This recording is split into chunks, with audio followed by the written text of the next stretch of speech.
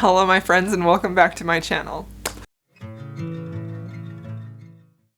Okay, so I may be a few weeks early to film this video, but I wanted to film some videos today and I thought, you know what, that sounds like fun, so we're gonna do it. So this is called the mid-year book Freakout tag, but it's really just a mid-year check-in, so I'm gonna tell you like my favorite books and my most disappointing books and some books that I still want to read for the rest of the year, so let's get into it. This is sort of like a best of the year halfway checkpoint. Okay, so the first question is, what is your favorite book of the year so far? And I decided that I would pick 3 because I can't narrow it down to 1 just yet. So I picked my favorite historical, my favorite fantasy romance, and my favorite, all of these are going to be romance. And then my favorite dark romance. So my favorite historical is definitely A Lady for a Duke by Alexis Hall. And I have read mostly historical romances this year, but this book really stood out to me and just like imprinted on my heart. Like, this is basically a friends to lovers romance, but the heroine is a trans woman and her best friend, who is the Duke, thought that she was killed in the war, and he is been injured from the war, so he has a disability throughout the book, and she's trying to decide if he can love her for who she is now. And there's something about this couple specifically that felt so tender and tentatively reaching out, like tentatively putting parts of themselves out there, like their deepest parts of themselves, the most tender, the most like fragile, the part of yourself that you want to like just keep and protect, and you only share that with someone that you trust and that you know is going to take care of that part of you, but you're still a little scared to do that because you're trusting them with so much, so that whole message was just throughout this book and this relationship specifically, and it was so powerful for me how each of them had these vulnerabilities that they were really struggling with, worrying about if they were going to be accepted, and then as soon as they like reached out and decided to put that little tender part of themselves forward, the partner was instantly like, but I love you, because that's you. I don't care about anything else. I don't care about any disability that, like the hero might have. I don't care about who or what you may have thought you were before and how difficult this was for you to accept yourself now. Like, it was just so beautiful. This also really spoke to me because, like, this couple had such a tender intimacy with one another. Again, that theme that they had in their emotional beginning, like when they decided they were going to love one another, that was like continuing on as a theme through their intimacy. But it feels more amplified, where they're more willing to trust, where they're more willing to put things out there, things that they think might be maybe odd or different or weird, but they trust this other person so much that that fear that was there in the beginning, like, isn't there anymore. And it was just so beautiful. I loved this book so much, and I picked this up mostly because I just really wanted a reading experience that was going to be different from the historicals that I had been reading, and I had heard a few reviews from people that I really respect where they were just breaking it down and really raving about it on TikTok specifically, and that was what made me feel like, okay, as soon as that book is released, like, I need to read it. So this was fantastic. It was beautifully well done. It is a very long book, and I don't feel like it needed to be that long, but I personally didn't mind at all because I was just so swept up in this couple and also the side characters and everything about them. So this was my favorite historical.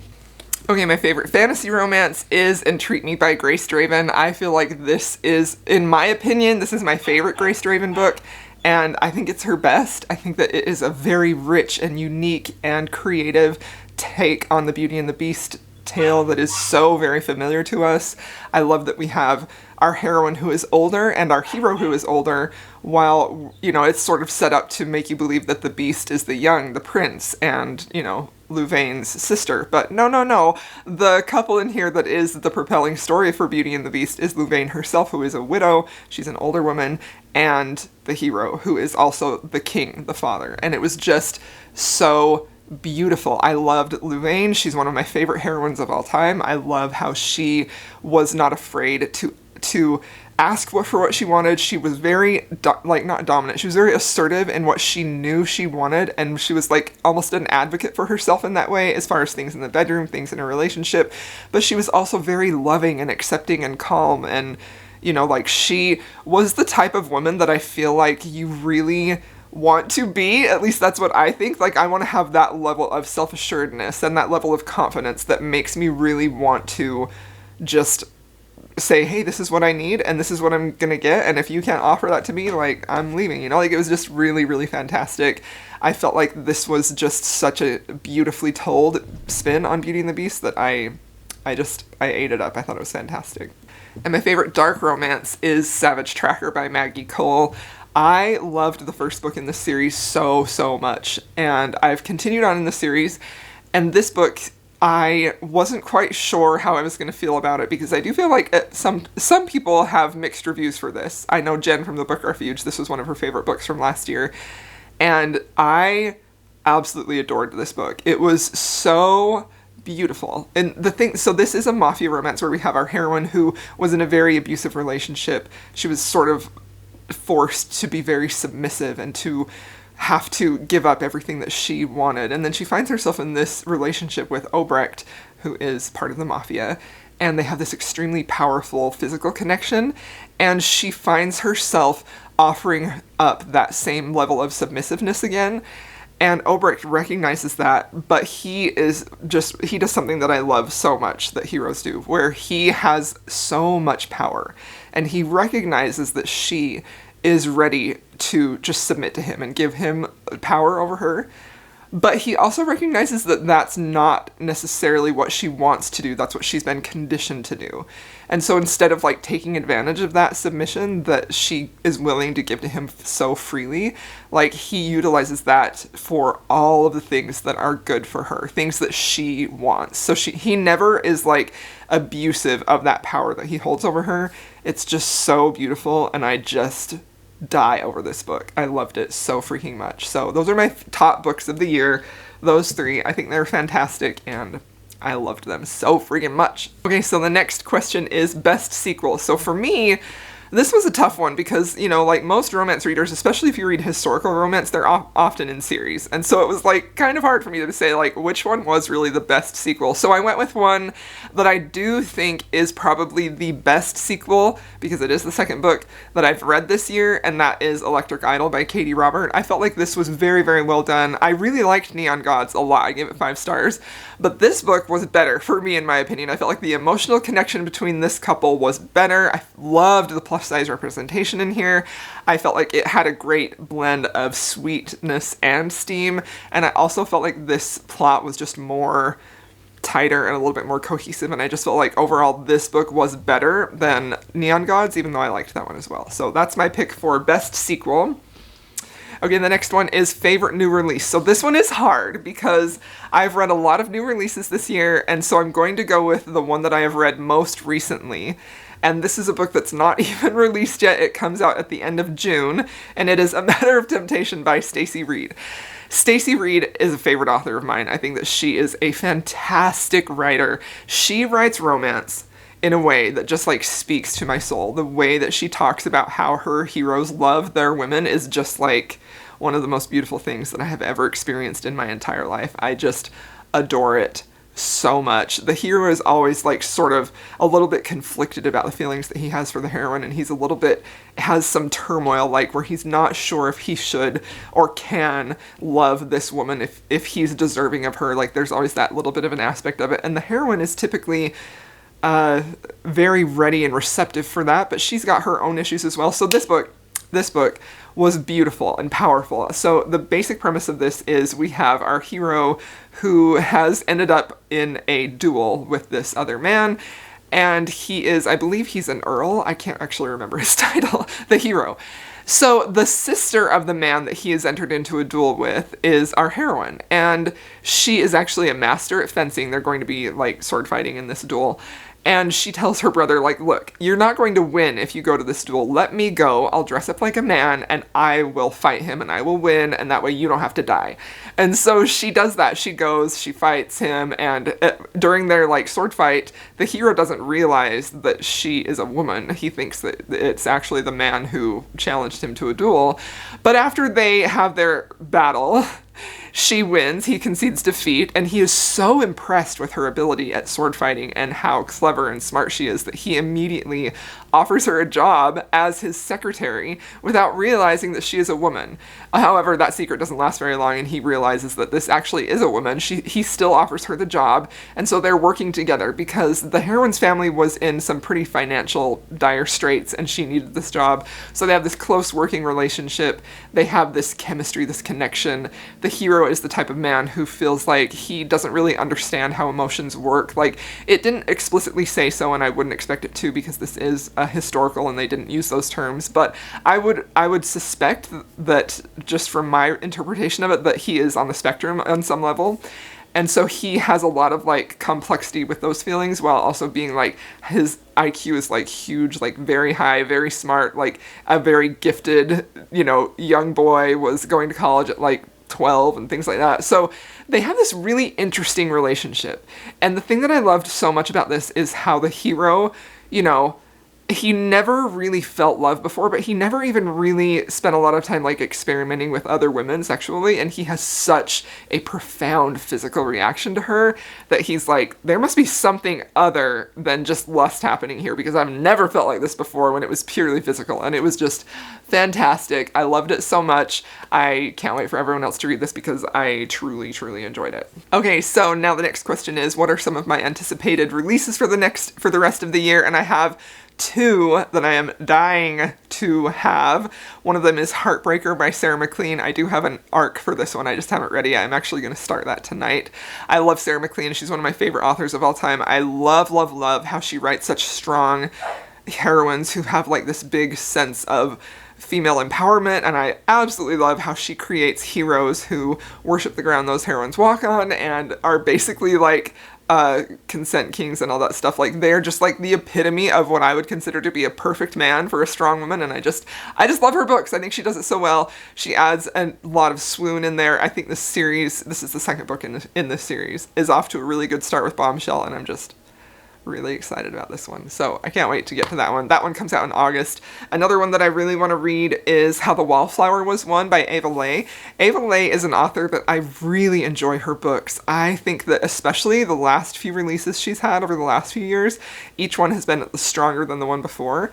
I love how she blends character development and romance and steam and just really unique situations in a historical romance when it seems like it's so easy to just continually fall into the same tired tropes, I'm very excited for this one. I loved the first book in the series. That's gonna show up in another video I'm about to film, but I can't wait for this one. I have very high hopes for this. I also have an arc for this, but I haven't read it yet. So, okay, so now we're on to my biggest disappointments. So I have two. One is Hooked. This one was disappointing for me purely because of how hyped that it was. Like, everybody was gushing about this. I think I have a very unpopular opinion. This book did not work for me at all, and that is honestly purely about the writing. I felt like the writing was very underdeveloped. I loved the premise of it, but I could not see past the whiplash effect of the overdramatic situations and what felt to me like very juvenile prose as they interacted with one another. Like, I just could not get past that to enjoy the story, and I felt sad about it. It just felt it felt insta-lovey, insta-lusty, insta-plotty. Like, it was just pedal to the metal, like way too hard, with zero nuance or subtlety, and it was just like, it felt almost, I don't want to be rude, right? But like, this just felt like this was literally the first thing she had ever written, and she wrote it when she was like 17, 16, like that's the type of book that this read to me as, and I just could not handle it. So that was disappointing. Probably this one was super disappointing to me too, because I also had heard nothing but good things about this book. Like, everybody was gushing about it. Everyone was gushing about it, talking about how emotional it was. I was in love with the cover, and I was just like, I'm here for it. I am here for an emotional romance. And whew, I hated this book so badly. This book was a hot mess. Look, I love drama in my books, and I love angst, and I love emotion, but I like it when it is like done in a way that is like very finely sculpted, finely chiseled, with using like very deft and adept tools to convey that message. What I really don't like is when they just chuck every single type of trauma on the characters, forcing you to feel something. Usually that something that you feel is shock.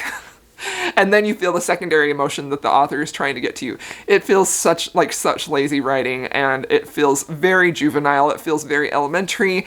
It feels extremely underdeveloped, and it feels very manipulative. And you could make the argument that fiction as a whole is manipulative, emotionally manipulative. And yeah, that's true. But if I'm going to be manipulated emotionally through a book, I want it to be done with a little bit more finesse and precision, and not just like a sledgehammer to the face. You know what I mean? This book also was full of trigger warnings, and there's also the very specific thing that separates our couple, to me, felt very gross. It felt very gross. It felt very unnecessary. It felt like it was purely in there for shock value. And apparently it worked for a lot of people, but it definitely didn't work for me, because this was heavy-handed in the extreme, and I hated it real bad. Alright, so the next book is What is Your Biggest Surprise? And for me, that is this beautiful book right here, The Longing of Lone Wolves by Elena Perchick. This book is a fantasy romance, but it also has elements of like dystopian times in here. It's in a dystopian setting, and I think that it also has elements of paranormal creatures in here because there's vampires and things like that. But this book is about Fae guardians, and the earth has basically been decimated, and the Fae are the ruling class at the time, and humans are pretty much non-existent, and they're really the villains because the Fae believe they were the ones who ruined and destroyed the world. So our heroine wakes up. She's been like basically in a time encapsulated state, and she wakes up now, and our hero sees that she's being accosted by this group of Fae men who plan to assault her. And she sees him, and he sees her, and he's shocked that she can see him because he's been cursed so that he walks the planet doing his role as a guardian, but no one can see him. And so he's very, very lonely. And when he realizes she can see him, he feels like this instant connection. Also, there's fated mates in here too. So this was extremely fun. It was not like anything I'd ever read before. I felt like the characters were really unique. I felt like the whole concept was very unique.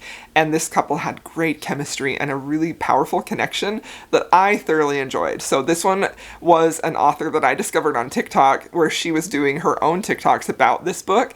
And I was just captivated, and I was like, I want to try that, and I did, and I was like very pleasantly surprised. So this was a wonderful surprise for me this year.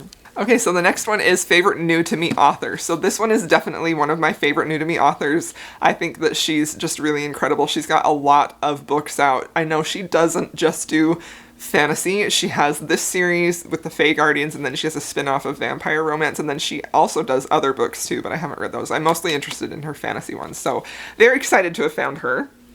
Another new to me author that is not new to anybody else is Olivia Waite. I read The Lady's Guide to Celestial Mechanics for the first time this year, the sapphic romance. I adored it. I loved this woman's writing. I felt like it was so beautiful and evocative and emotional, and just really done with all of the things that I say that I don't like in writing, like the opposite of that. There was a lot of great subtlety. There was a lot of just really beautiful prose, and a lot of really deft, confident handling of the situation that's really allowing you to get to the end of the book without feeling like you're forced, you know? Like, it's just very cleverly, very naturally drawing you towards the final conclusion in the book, and I just adored it. I loved it so friggin' much. And another author that is new to me is, let's see, I think I have two other ones. So another one is Stephanie Nicole Norris. So I found this author in January. This book popped up on Audible. It was on sale, and I was just like, I'm interested in that. I've never heard of this author before. This book was narrated by Jacoby Diem, who narrates almost all of Kennedy Ryan's books, specifically the Grip trilogy. And Real, and so I was like, yeah, I'm gonna get that because I love him as a narrator. Like, he's fantastic. Honestly, if he's narrating a book, I'm gonna read it because he's just So good. So this book is the beginning of a very long series of contemporary romances featuring a family of brothers, and it's all of their romances. And it's very much like, it's full of the tropes that are very familiar, that are very reminiscent of like the 2010 era, where you have like these rich, powerful playboy men and these women who are independent, and like they just become so fixated on their woman. Like they find everything about her attractive and appealing and like just fall head over heels for them. And I just really, really loved it. I felt like these, I've only read the first two. They were both, I think, 4 stars for me. Like, I enjoyed them immensely. They felt very comforting and just like a fun time, you know, like I just really, really loved it. So that was a new author for me. I can't wait to continue on in this series. And then let's see, another favorite new author to me is Holly Manns. She wrote Little Fires. This is a fantasy romance. I read this because Ravished by Romance was one of their books for the month, and I was on the live show with them. I loved this book so much. I also gave this one 4 stars. I felt like the fantasy world was very unique, very clever. I loved the connection between these characters, and I definitely want to read more from this author. I wish they were on audio, but they're not, but I loved this book a ton. I thought it was great. Okay, the next question is favorite hero, and yeah, Obrecht. Obrecht is my favorite hero. I just can't say enough about this hero who was just, I just love that situation. I love seeing that in romance when we have this man who has all of the power in the situation, and he makes a very deliberate choice to not misuse it. And especially in like a dark romance situation where oftentimes it's the hero sort of forcing his will on the heroine and eventually she comes around. I felt like that was really uniquely and beautifully done here, and I just adored this man. Like his only desire was for this woman to be taken care of, to be cherished and loved and adored, and I'm just like, where do you get that on Amazon? I'm just kidding. Okay, and my favorite heroine is also from one of my favorite books. I mentioned her and talked about her a lot early, but it is Louvain from Entreat Me. She's seriously such a wonderful heroine. I just adored her so much, and yeah, I talked about her a lot, why I liked her. Should have saved that for now, but she's my favorite heroine. Okay, and then a book that made me cry, and this one surprised me. I was not ready to cry in this book, but it was The Spy by Sophie Lark. This is the last book in her Kingmaker Chronicles. There is a very specific reunion that happens in here that was so beautifully written. It was built with so much emotion leading you up to that point that I just sobbed when it happened, and I was so happy about it. I love this series. I really do. I gave all of them 5 stars. I think they are very fun. They're very, very, very well done, I think, and this book, it made me cry, and I have no shame about that. Okay, now the next one is a book that made me happy, and that is Parks and Provocation by Juliet Cross. This is her first contemporary romance. It's a rom-com.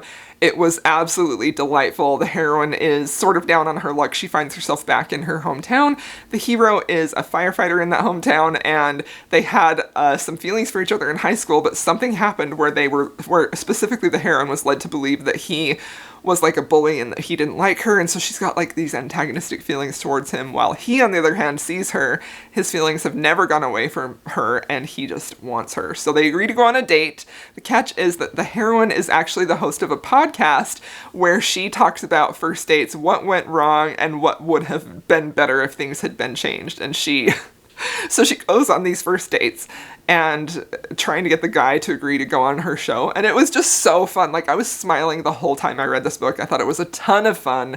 It was just very entertaining and typical Juliet Cross warmth and wit. I just adored it. I loved it so much. And this was one of the bright spots for me this year when I needed some happiness, and this just did the trick for me. Okay, so now the next one is Most Beautiful Book, and that is definitely The Longing of Lone Wolves. This is the hardcover edition, and it is so completely beautiful. Like, this is it under the dust jacket. It's like a really pretty ice blue. But the author actually is also an artist, and so she has some like illustrations that she has done inside of the characters, and I was just like, oh my gosh, that's so beautiful. So I actually ended up buying this edition before I had read it, because I am an artist, and I was like, I just want that in my collection. I need to have that physical copy in my collection because it's just so beautiful. And then when I ended up really, really liking the book, I was so, so happy, because look at how beautiful. Like, it's just full of these really pretty illustrations. The paper feels very velvety in the book, and it just feels like such an indulgence to own, and I adore it. So I want to continue reading this series. I have one book left in this series before I start her vampire series, but I kind of just keep putting it off, you know. So that leads me into the next question, which is books that you need to read by the end of the year. So I really want to finish this series for sure and get to her vampire romances. I also want to read more in this series for sure. I love Maggie Cole. I think she's a fantastic mafia romance writer, and I definitely want to read more from her. I also really want to go and read more of this series specifically. I love Olivia Waite. I love the way she writes, and I'm really excited to. She doesn't have a lot of books out though, sadly, but I really want to read more from her. And yeah, I think that's all I'm going to mention right now. There's always so many books that I want to read, that I need to read, that I am just not getting to, but those are some that I specifically want to read more or finish series or whatever. So anyway, thank you so much for watching, my friends. I hope y'all enjoyed this video. If you have made it this far and you want to leave me an emoji and let me know that you were here, leave me a blue heart, okay? And yeah, I'll see y'all in my next video.